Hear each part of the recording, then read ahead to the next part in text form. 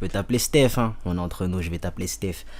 Franchement, il y en a, ils auraient lâché la go pour moins que ça. Il a les nerfs solides, hein.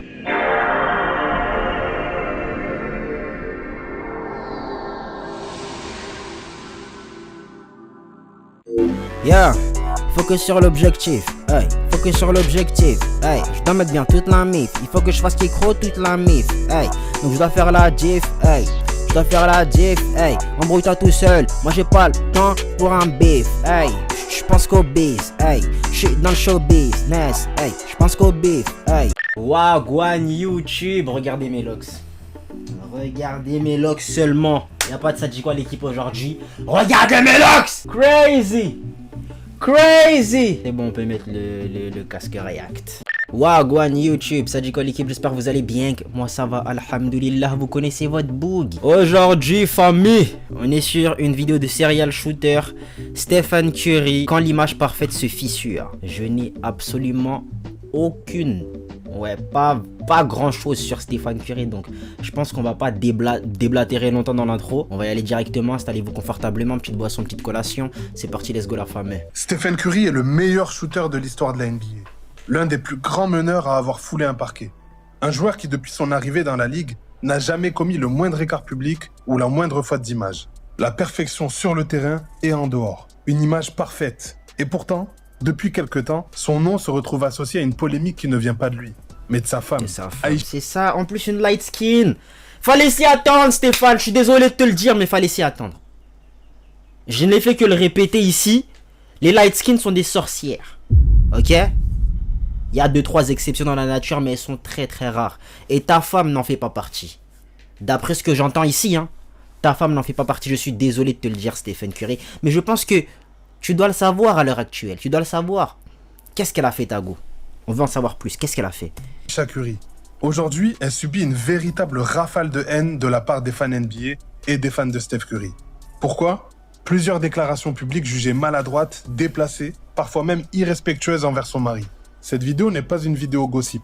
Elle a pour but de parler de l'extra-sportif, de rappeler une vérité que beaucoup oublient. La carrière d'un joueur NBA ne se joue pas uniquement sur le terrain. Ce qui se passe en dehors, l'environnement, l'exposition médiatique, les proches, tout ça influence ce qui se passe en dehors, l'environnement. Donc ta go elle traîne en plus avec cette sorcière là aussi là. Chacal. C'était perdu d'avance. Je suis désolé de te le dire. Hein. Quoique. Non, Chacal c'était perdu d'avance. L'environnement, l'exposition médiatique, les proches, tout ça influence l'état d'esprit et les performances sur le terrain. Stephen Curry, lui, n'a jamais laissé rien transparaître. Il a toujours défendu sa femme, malgré certaines déclarations complètement déplacées. A l'inverse, d'autres joueurs NBA ont fait le choix d'une discrétion totale. Savannah James, la femme de LeBron par exemple, refuse même de prendre des photos seule avec des fans masculins, par peur que ce soit mal interprété. Deux approches radicalement opposées. Aïcha Curry aime les projecteurs. Elle l'a toujours assumé. Elle rêvait de devenir une star. Elle a même déclaré n'avoir jamais voulu se marier ni avoir d'enfants. Et pourquoi tu l'as fait? Pourquoi tu l'as fait? I didn't want kids. I didn't want to get married. I thought I was going to be career girl and that's it. Alors une question. En fait, moi j'ai une théorie. Je pense que il y a un petit délire de jalousie du fait que son gars il a réussi et il a réussi de malade et elle est nulle part dans la vie. En fait, elle vit dans son ombre. On la connaît comme la femme de Stephen Curry. On la connaît pas comme voilà, elle a accompli ça, elle a accompli ci, elle a réussi à faire ça, elle a réussi à faire ci. Tu vois ou pas? On se pose. Quand l'image d'un joueur repose sur l'exemplarité, que se passe-t-il quand son environnement commence à fissurer cette image parfaite? Pour comprendre la situation, il faut aussi comprendre qui est Aïcha Curry, son parcours et ses ambitions. Aïcha est née en 1989 à Toronto au Canada. Très jeune, elle a une ambition claire, briller et devenir une star. À 12 ans déjà, elle apparaît dans un clip de musique. Aïcha et Stephen Curry se sont rencontrés à l'âge de 14 ans, dans un groupe religieux à Charlotte, en Caroline du Nord. À cette époque déjà, elle était la petite star du groupe, le crush du garçon qui allait devenir des années plus tard le plus grand shooter de l'histoire de la NBA. Mais contrairement à ce que beaucoup imaginent, ils ne sont pas restés ensemble à partir de ce moment-là. Chacun est parti suivre sa propre voie, poursuivre ses objectifs personnels avant de se retrouver plus tard. C'est ça, il faut. D'un côté, Stephen Curry intègre l'université de Davidson.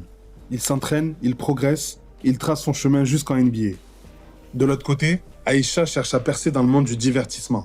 Elle déménage à Los Angeles, tente sa chance comme actrice, participe à des séries et à quelques petits films. À cette période, elle apparaît notamment dans Hannah Montana en 2009, puis Good Luck Charlie en 2010. Elle poursuit ses rêves, elle essaie de se faire une place à Hollywood, mais sans jamais atteindre le niveau de succès qu'elle espérait réellement. Et c'est à ce moment-là que leurs chemins se recroisent à nouveau. En 2008, à Los Angeles, lors des ESPY Awards, Aïcha et Stephen se reconnectent. Les sentiments reviennent et ils se mettent en couple. Et cette période n'est pas anodine. L'année d'après, Stephen se fait drafter par les Warriors en 2009. À partir de 2011, Stephen Curry commence à tourner à plus de 18... Les gars, je sais pas si c'est méchant de le dire comme ça, hein. Mais comment je le vois, j'ai l'impression qu'elle l'a pris pour un plan B, hein. En mode, ouais, ça fonctionne pas, lui pour lui ça fonctionne, et autant le coffrer, tu vois. Je sais pas, à vous de me dire, hein, moi comment je le vois, ça ressemble à ça en tout cas. Points de moyenne par match. La même année, il se marie avec Aïcha. C'est le début de son envol. L'ascension d'un joueur... Pour quelqu'un qui ne voulait pas se marier, j'ai l'impression qu'elle s'est mariée assez vite. Attends, on réécoute. À partir de 2011, Stephen Curry commence à tourner à plus de 18 points de moyenne par match. La même année, il se marie avec Aïcha. C'est le début de son... Ils se sont retrouvés. On le drape dans les Warriors, ok? Et il se marie avec Aïcha. Pour une meuf qui ne voulait pas se marier, elle s'est mariée trop vite. Genre c'est... vas-y. Son envol. L'ascension d'un joueur qui deviendra l'un des plus grands noms que la Ligue ait jamais connu. Avec la notoriété mondiale de Stephen Curry, leur relation devient publique. Et automatiquement, la personne à ses côtés bénéficie aussi d'une visibilité nouvelle. Aïcha Curry commence alors à utiliser les réseaux sociaux et son image pour développer ses projets perso. Mais c'est pas quelque chose qu'elle découvre à ce moment-là. Elle avait déjà cette ambition avant de se mettre avec Stephen. Mais il faut être honnête, l'essentiel de son succès arrive après sa relation avec Stephen Curry, grâce notamment à l'exposition médiatique. Quand la personne à côté de toi est mondialement connue, c'est un accélérateur de carrière. Si tu es compétent dans ce que tu fais, tu peux transformer cette exposition en réussite. Et c'est exactement ce qu'elle a fait. Aïcha Curry n'est pas restée à la maison à attendre. Elle est mariée à un homme qui a gagné près de 500 millions de dollars en contrat NBA. Mais elle a construit sa propre réussite. Au fil de sa carrière, elle a généré plusieurs millions de dollars. Okay. Elle a été en couverture de magazines prestigieux. Elle est reconnue dans son domaine, la cuisine. Leur succès s'est construit ensemble. Stephen Curry cherchait à fonder une famille, à se concentrer pleinement sur sa carrière, ses objectifs et sa stabilité. Et publiquement, l'image qu'il renvoie est claire. Un homme loyal, respectueux, présent pour sa famille. Mais à partir de 2016, quelque chose commence à changer.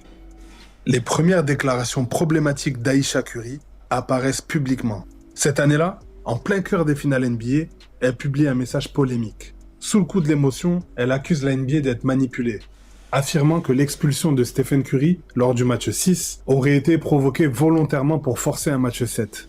Le tweet est rapidement supprimé, mais le mal est fait. Le lendemain, alors que sportivement tout le monde parle de l'égalisation de LeBron et Kyrie et de l'arrivée d'un match 7 historique, je comprends rien. Ceux qui peuvent peut-être m'expliquer dans les commentaires ce que ça veut dire. Match 7, je comprends rien. Je suis pas un basketteur. Mais on va continuer. Un autre sujet s'impose dans les médias. Le problème Stephen Curry. Comment allait-il gérer cette situation et pourquoi sa femme avait-elle tenu ce type de propos? Les Warriors perdront ces finales 2016. Et non, c'est pas à cause de ce fameux tweet. Mais pour un joueur NBA ultra exposé médiatiquement, ouvrir les réseaux sociaux et ne voir que des critiques visant sa femme, son couple, sa crédibilité, c'est jamais anodin. Et ça laisse des traces. On avance jusqu'en 2019. Aïcha Curry participe alors à une émission de télé très connue aux États-Unis, le Red Table Talk. Une émission tristement célèbre pour avoir exposé publiquement des problèmes conjugaux. Non. Notamment dans le couple. Franchement, je suis marié à une go. Enfin, ma femme, du coup. Ma femme, elle me dit, ouais, je vais aller voir l'autre, là, la meuf de Will, là. Enfin, sa meuf, son ex, pour aller faire un podcast. Franchement, je lui dis, tu vas là-bas. Motif de divorce, les gars, motif de divorce. Sachant qu'on est connu publiquement, tu vas mettre... Parce que, en fait, c'est toujours problématique avec cette meuf, tu vois. Tu vas nous mettre dans la sauce bêtement. Genre, on est connu publiquement. Ma femme me dit, elle va aller... Il y a plein de podcasts là, t'es obligé d'aller voir l'autre là. Non, je vais m'énerver, wesh. De Will Smith et la fameuse Jada Pinkett. Sur le plateau, Ayesha Curry déclare qu'elle est dérangée par le fait que d'autres femmes draguent son mari, alors qu'elle, de son côté, ne reçoit pas l'attention masculine qu'elle aimerait.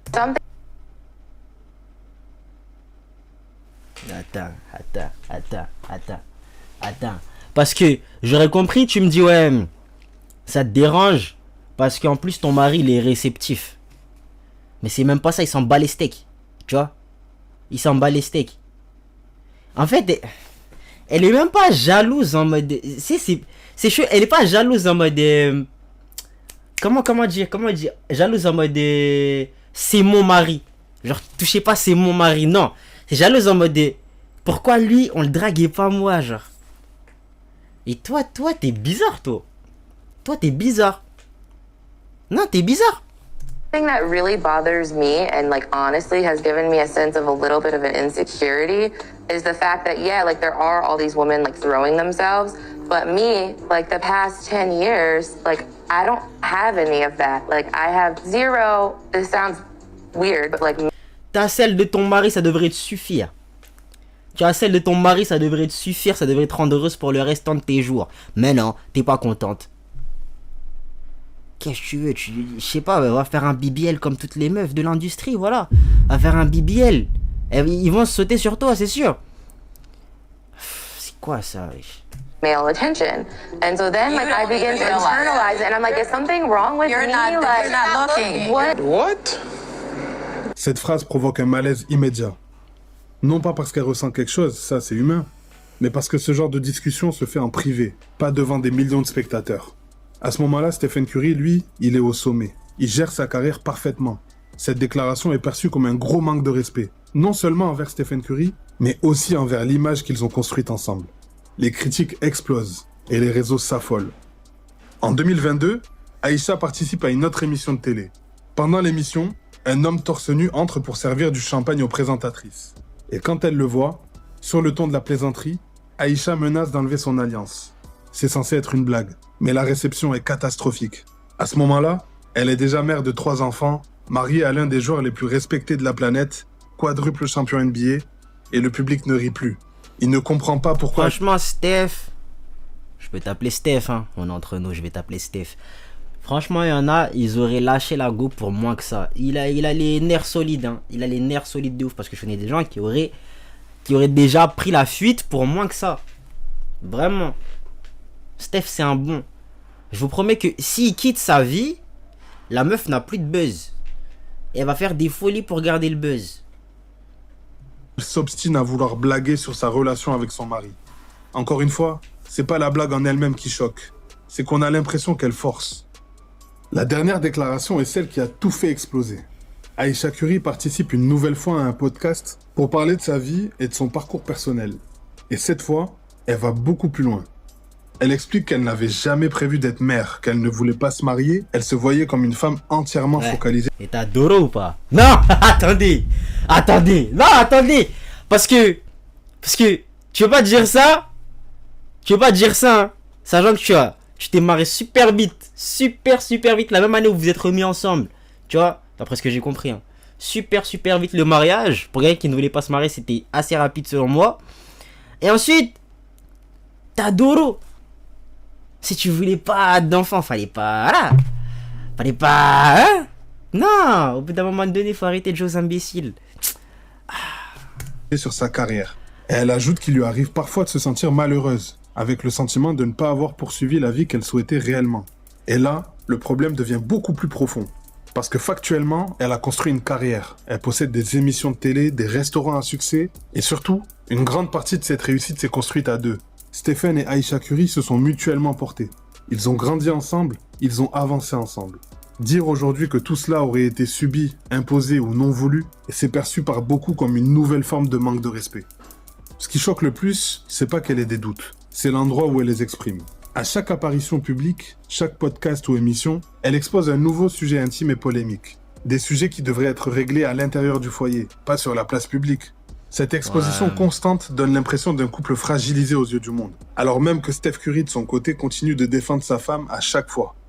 Lors du dernier épisode médiatique, le rappeur Killer Mike prend publiquement la défense de Stephen Curry. Et il déclare « Steph Curry ne mérite pas d'être traité comme ça. Que Dieu le bénisse. » Et la réponse de Stephen a été immédiate. « Je préfère rester silencieux et laisser certains clowns avoir leur moment de gloire. Mais tu vaux mieux que ça. Occupe-toi de tes affaires et Dieu continuera de me bénir comme il a toujours fait. » Ouais. Tu vois, là c'est le moment où je peux pas valider le move de Stephen.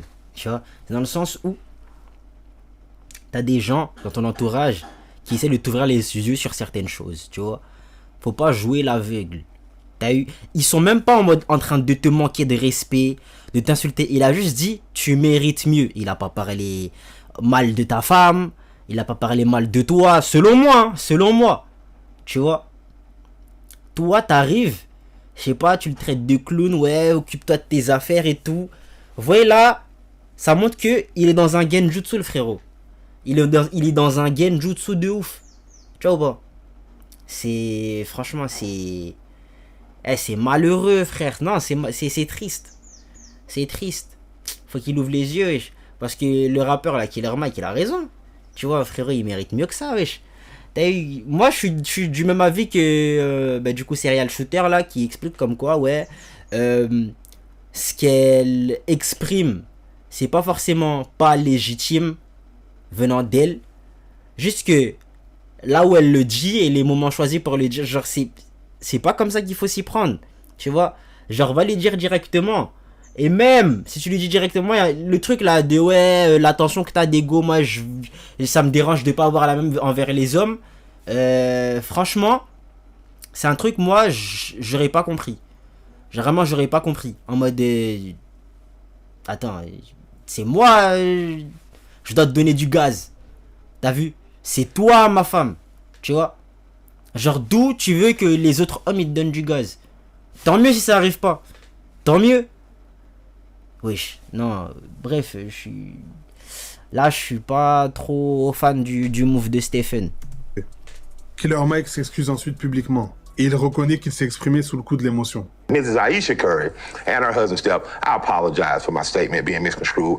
I was just stoned up trying to make a joke out of what's something that it wasn't my damn business. Être aussi célèbre que Stephen et Aisha Curry signifie qu'à la moindre parole mal interprétée, une simple secousse devient un séisme médiatique.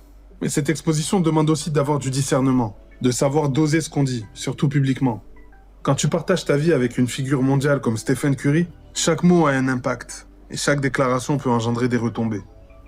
Ce qui se passe en dehors du terrain influe énormément sur les performances d'un joueur de basket. Quand Stephen rentre de l'entraînement et que les réseaux et les médias ne font que parler des déclarations de sa femme, il faut pouvoir gérer ça. Les problèmes se règlent en privé, les choses positives se montrent en public. Exposer ses failles devant le monde entier ne fait que fragiliser ceux qui sont à tes côtés. Et dans le cas de Stephen Curry, ça touche un joueur, une carrière et une image bâtie sur la stabilité. Il a jamais laissé cette situation se transformer en conflit public ou servir d'excuse à de mauvaises performances sur le terrain. Il a continué à jouer, à écrire sa légende, à représenter la NBA avec dignité. Et c'est peut-être là sa plus grande force. Lourd. Bah... Franchement, ça go là. Je sais pas quoi penser. Elle est bizarre sur les côtes, genre sur les bords. Elle est chelou sur les bords. C'est chelou, frère. Bref. Vous me direz ce que vous en avez pensé dans les commentaires. On se dit à la prochaine pour la prochaine. Vous savez quoi faire pour donner la force. N'oubliez pas que les light skins sont majoritairement toutes des sorcières. Ciao les nazes. Hey, j'suis dans le show business. Hey, j'pense qu'au business. Hey, j'suis dans le show business. Hey, j'pense qu'au business. J'suis dans le show business. Hey, t'es pas la bise, baby, j'sais que t'es qu'une suceur de cash, fais pas la bise.